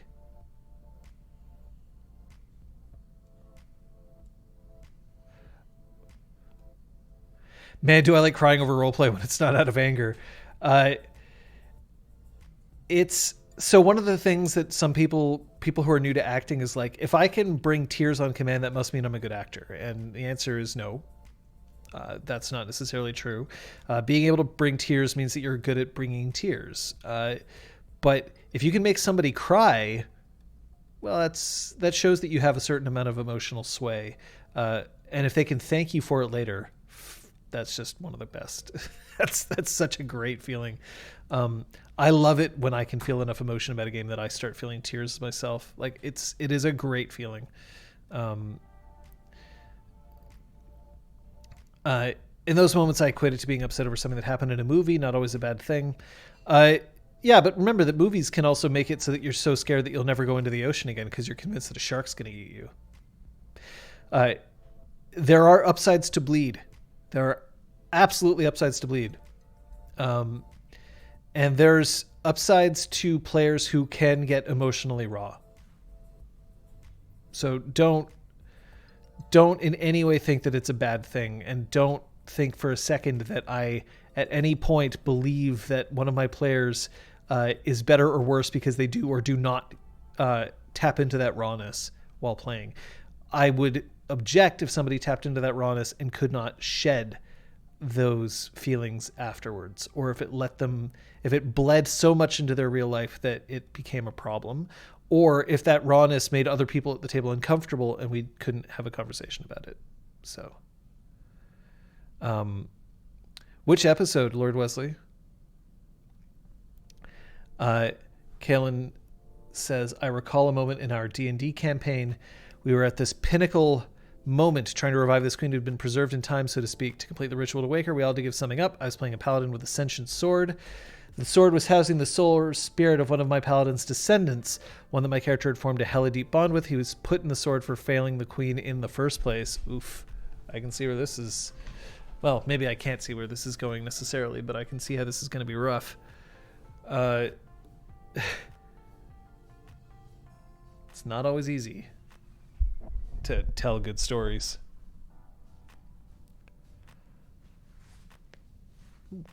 Crack. So Pally basically offers to sacrifice the soul and the soul within it. Ow. If you feel like having a bit of a simple getting hangover going real touchy-feel like, then watch Exalt to Twitch Nexus episode 20. I mean, sure, but you have to watch the first 19 episodes to get why that's sad first, don't you?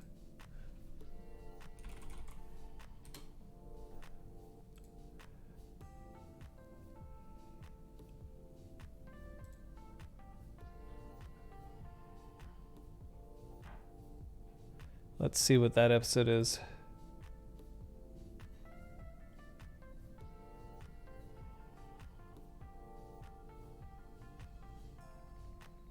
Oh, yeah. Yeah, that would do it.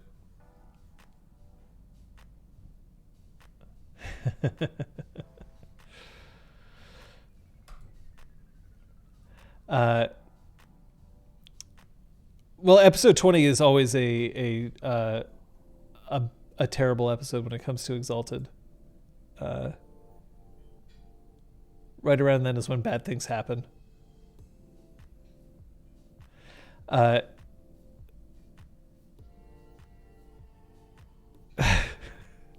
Ooh, punches. Careful. Careful. I will say there's something beautiful when you, as a storyteller GM, cause the mood to change both in character and of character. I'm speaking of a good kind of mood change, of course. Yeah, Requiem. It is a great thing. Just remember though that sometimes you can be sad in a moment and then later on feel great about that sadness. But there's also times where you can feel good about something and then later on realize that it was not as good as you wanted it to be. So it's important to check in. Always important to check in. That song. See, here's the thing. I could be a real dick and I could play that song right now because it wouldn't get flagged probably by Twitch because it's a song from a video game. And I could just be like, but I was playing Halo, and I'm not going to do that. She had to ask him first. Oh, fuck. So you had to ask the soul within the sword. And then it literally allowed him to complete the quest, but he lost a family member and a favorite weapon in the process. Yeah. Yeah, people have great attachments to their weapons, let alone their family. So.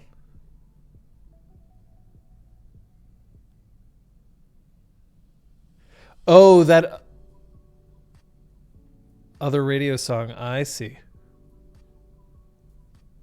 Yeah. Yeah. That song I wouldn't be able to play without getting struck. So, I'm not going to do that. So the next episode I was watching is called To the Moon. Yeah.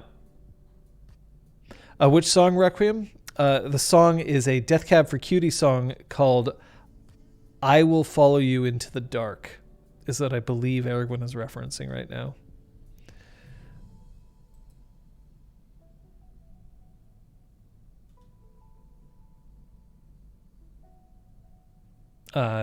Because that was, in the interests of a vague spoiler, a character had an intimacy that involved imagery that's close to that song. Oh no, not passing out, Jeeves. No. Oh my god. Yeah, the recap the following week. Yeah, for sure.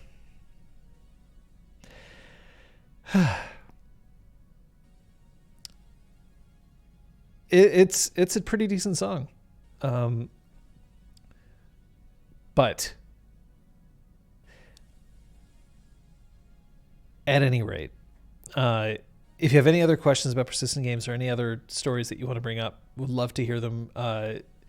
Kaylin's story is a great example. By the way, Kaylin's story is a great example of saying that of keeping something that was quite important and personal in that game short so that we could understand it, involved the player's reactions, which is kind of what's more important about that story than anything else, and did not need us to get filled in on 20 years of backstory to get it. So IKEA delivery. I placed an order with IKEA today. You have a situation you need a second GM opinion on, if you don't mind, go for it, the Game Mommy. I would love to hear, and we'll do what we can. And we'll also get Aragorn's final thought about persistent games. The best persistent game I played in was a one-shot for 2 months. That sounds really cool, actually. A Winter Court and L5R with 10 GMs. That does sound pretty cool. That sounds like it would have been pretty special. So Aragorn's potentially final thought on persistent games, touching on power creep and story and staying in character. It is sometimes so much more satisfying if you let your character lose and let someone else be the hero. Yes.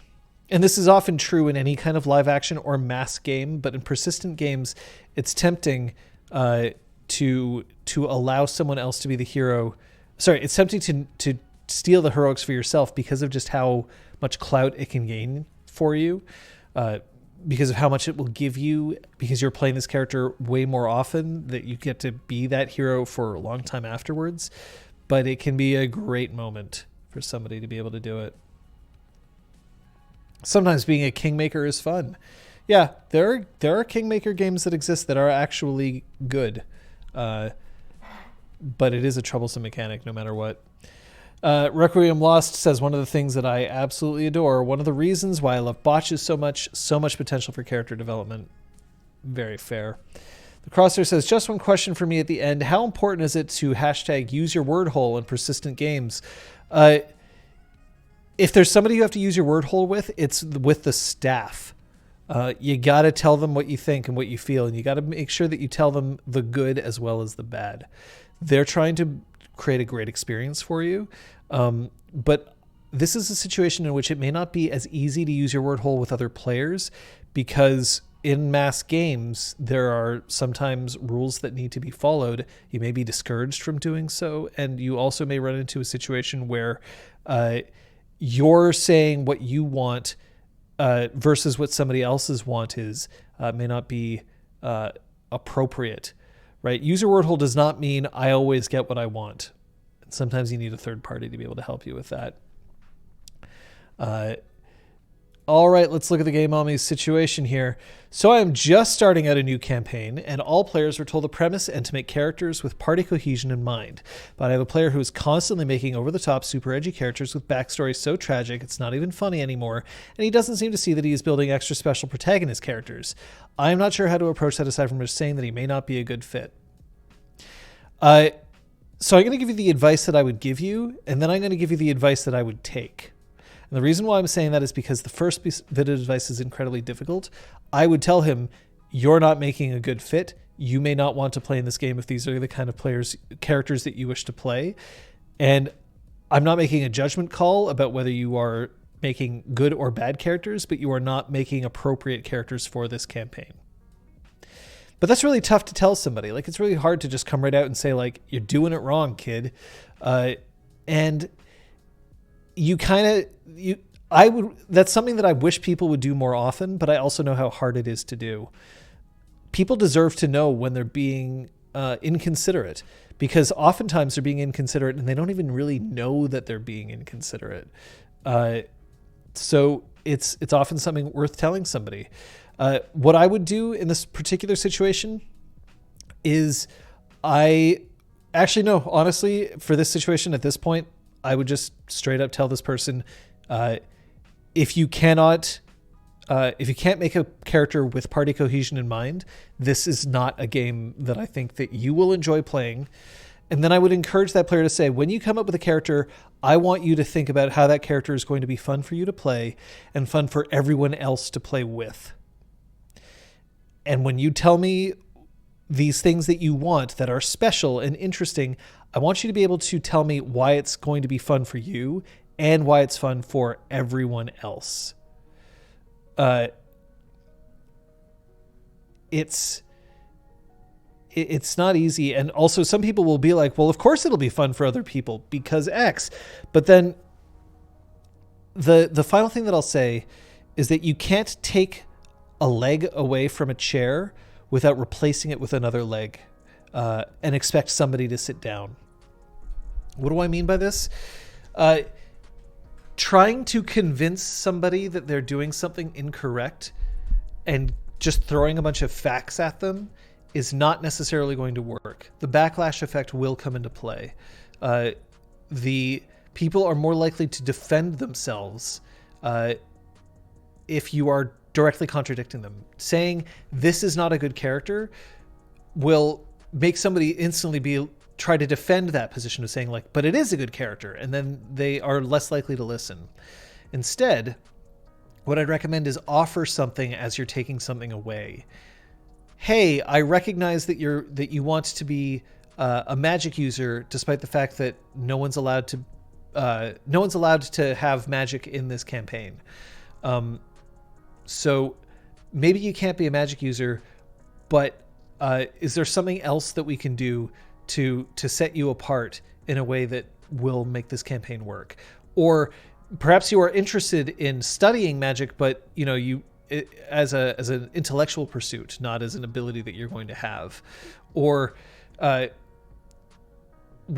character that you've proposed would make you way too powerful compared to the other characters. So what are ways that we can still make you feel powerful while putting you in line with the rest of the party? Just flat out being like means that it'd be hard. But if you knock out the support structure for somebody's ideas without giving them new supports, it's not going to work. And giving them a new support is not the same as saying, you're wrong, I'm right, and here's why.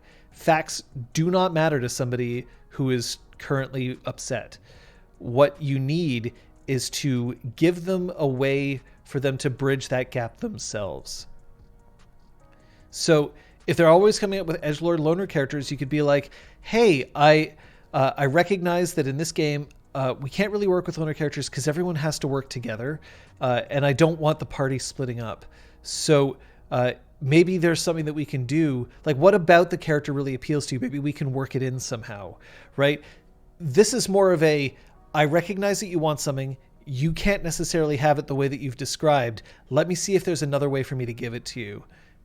Let's work together so that we can make it fun for everyone. You're way more likely to get some response based on that. If a player comes up to me and says, I want this ability that I previously said, no, you can't have it, then I want to find out why they want that ability and what that means for their character and their play and their enjoyment, so that we can do something better with it, so that we can create something that we'll all be happy with. So that would be my recommendation for that. We are at time. Folks, tomorrow is Punchy over at Elizabeth A. Neal's channel. That's at 6 p.m. Eastern Time, so 1800 hours. I believe that they're still playing Hades. On Saturday will be Drew Crew. That's at 3. On Sunday, I believe at 1, I think, will be Punchy Book Club, which will be The Wicked and the Divine, Volume 2. And then at 6 p.m. Eastern Time on Sunday will be Episode 5 of Exalt Witch Academy. If you want to keep talking about any of these topics, do so on the Discord. The Discord is probably the best place to look for that sort of thing. Got to thank the Crosshair, Aragorn, and Real Brick Wall for being fantastic mods today. And got to thank everybody else. Hey, Rock Pants dropped some sub bombs. We got bits coming in. All of that just goes right back into the channel, and we really do appreciate it.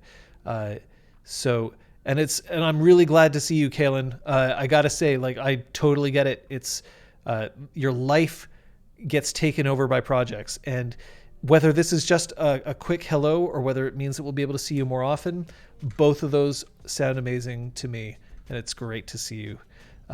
So go conquer the world as Canada. It's appreciated, and don't forget to just use your word hole.